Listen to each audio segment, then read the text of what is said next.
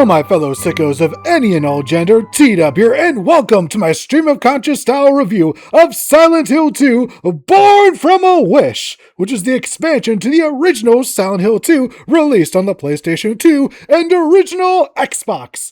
And I believe there is a port for computers somewhere in there. But the version I will be playing is on the PlayStation 2, because that's the one I have experience with.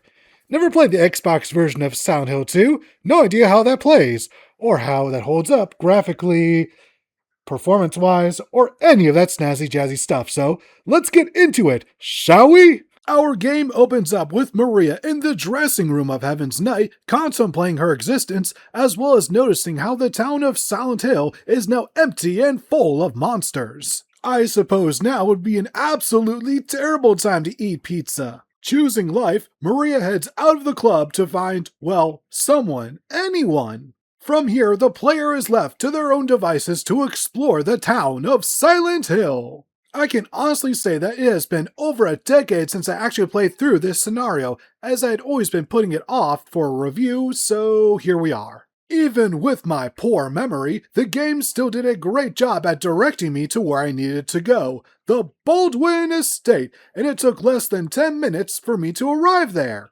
After a bit of exploring, Maria happens upon Ernest Baldwin, whom is a fan of the town being empty due to being more introverted than both Meerkat Ultra and myself combined, which is to say, extremely. This conversation, alongside finding this whiteboard, causes the fireplace to open up, which allows us access to this secret area to solve a really frustrating puzzle. So, the goal here is to line up the 3 boards so they completely block out the green background. For me, this is much easier said than done, and it took up a bulk of my playthrough here. Our reward for completing it is a key that will get us access to the attic where we get a bit of haunted goodness. Oh no, she fell in the window! Don't move her! What happened?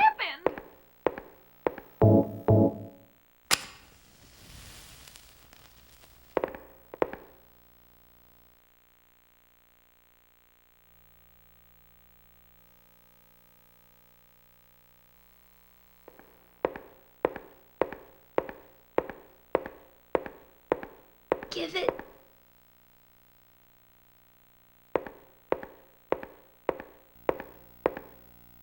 To my daddy. Upon trying to meet back up with Ernest, we discover that he is no longer in his room, but it doesn't take us long to find his new hiding spot, just next to the study. We then learn the dead girl was his daughter, and the performances here are damn good, especially for an early era PS2 game. I'm sorry. I'm sorry I reminded you. No need to apologize. You didn't remind me. I've never forgotten.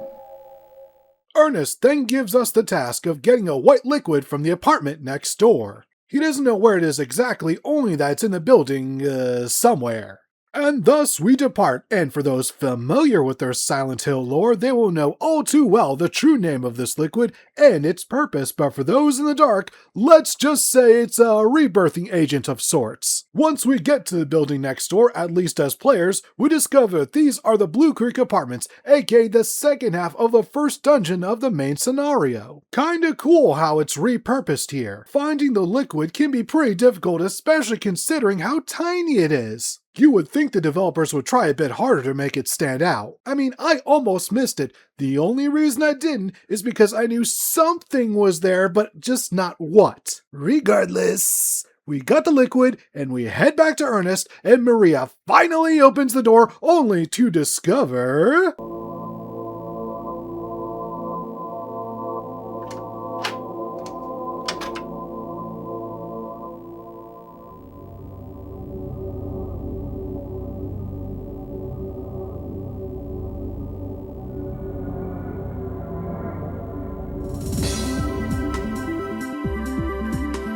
I'm getting a call on the Cameo phone. Beep! Oh, what a twist! thank you, Shin Tiger Curl of War Machine lore. From there, Maria leaves the Baldwin estate, wanders the street, and contemplates suicide for an uncomfortable length of time before once again choosing life and walking off into the fog where she meets James Sunderland. And our game ends with a montage of Maria's moments in the main scenario during the credits. This is an overall very short but damn sweet expansion. The monster variety isn't great, only getting line figures and mannequins, but those work well enough, especially for how short this is. Even with all the fumbling around, it took me less than an hour to finish this. My favorite moment is when you're in a kid's room and upon examining one of the items, Maria remembers Laura, except she's never met Laura. I love it when a game fucks with the player's head like this! You also gotta love when a game uses its mechanics to get the maximum amount of scares out of the players, like so!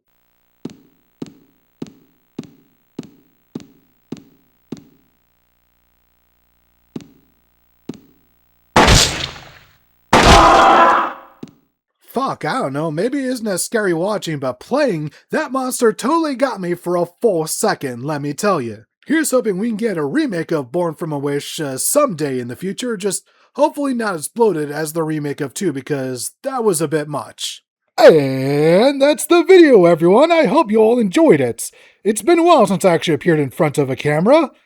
Seems kind of weird. It's, I think I'll get back used to it. Although I'm not sure how often I'll be doing it. Only when necessary, I think. Anyways, be sure to join me next time for... what am I doing next time? Oh yes, that is a brilliant idea!